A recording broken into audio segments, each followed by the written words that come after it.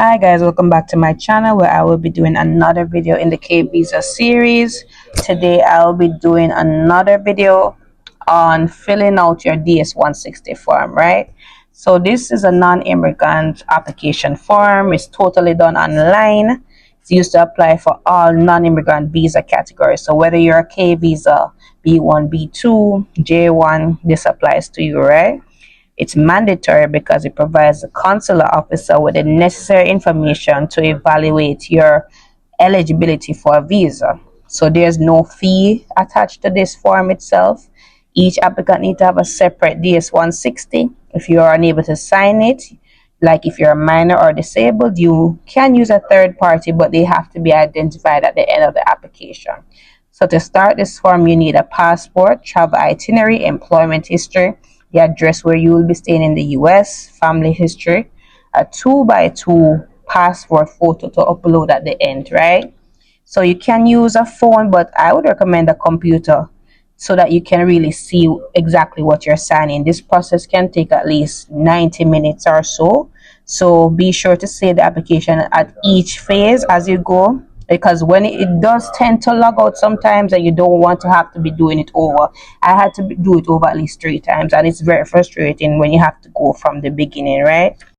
So here I am on the website itself. So basically you type in DS-160 in Google, and then you will go to travel.state.gov. I'll provide the links in the description below. Then it will link you to the actual website where you will find the DS-160 login, which is ceac.state.gov, right?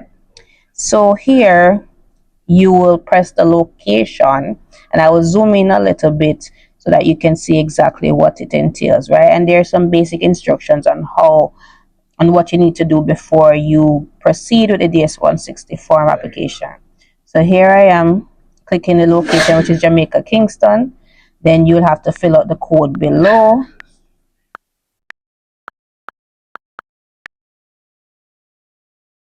Then you're going to press start an application, right?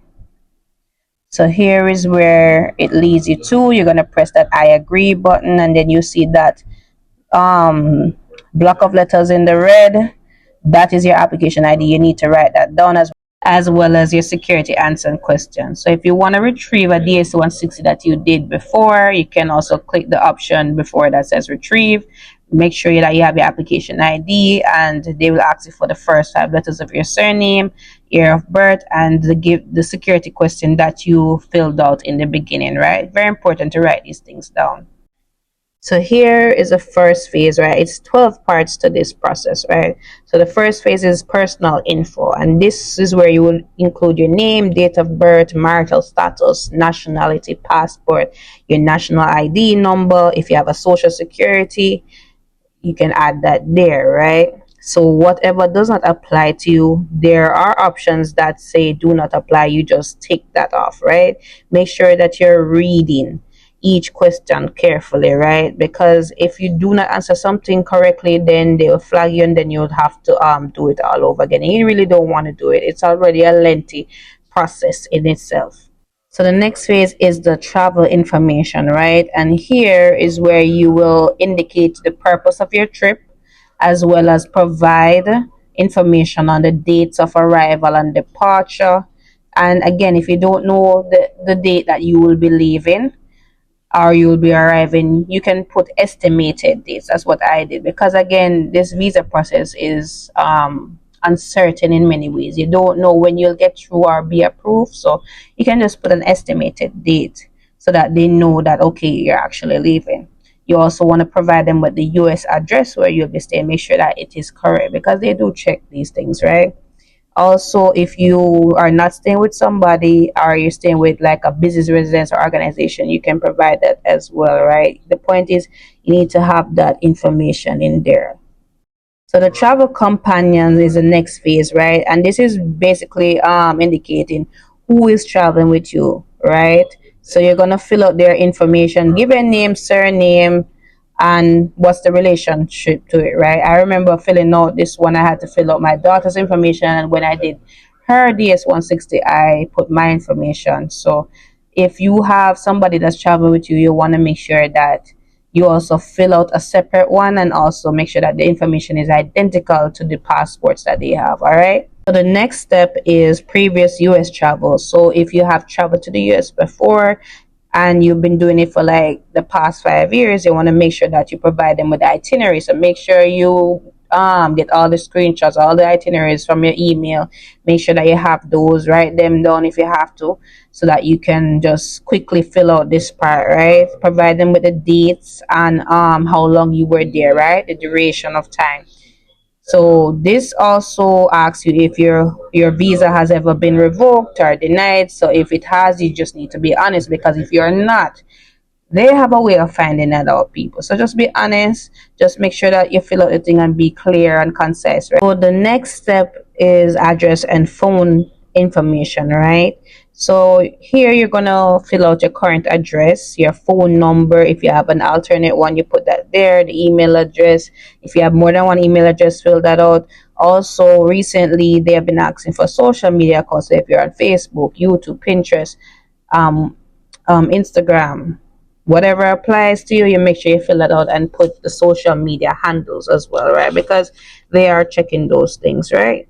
So we go on to the next step, which is passport information. Here is where you're gonna just put your passport number. If you have a passport book number, you put that there as well. There is a red number in the Jamaican passport that has to be in this step. So make sure that you just look for it. If you need help, there's some descriptions on the right part of this website page, and it definitely describes each step as you go so that you're not lost, right?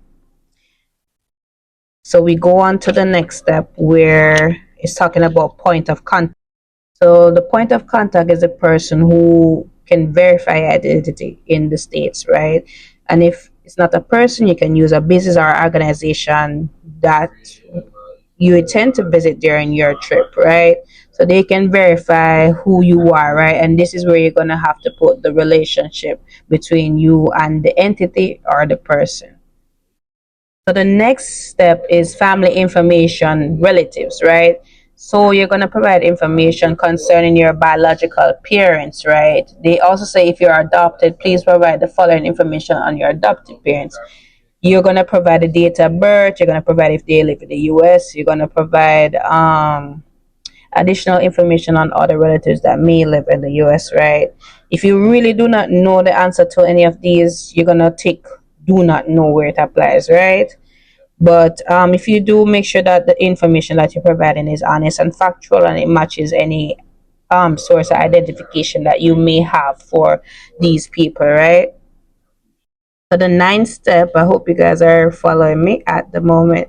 This is about previous and present work or education, training information, and this includes everything from the past 5 years. So you just want to have your resume ready, your educational documents as well, fill in details about your previous, present occupation, educational background, employment history, and again, it goes back 5 years, right? You also want to list any special skills or any organizations that you're affiliated with.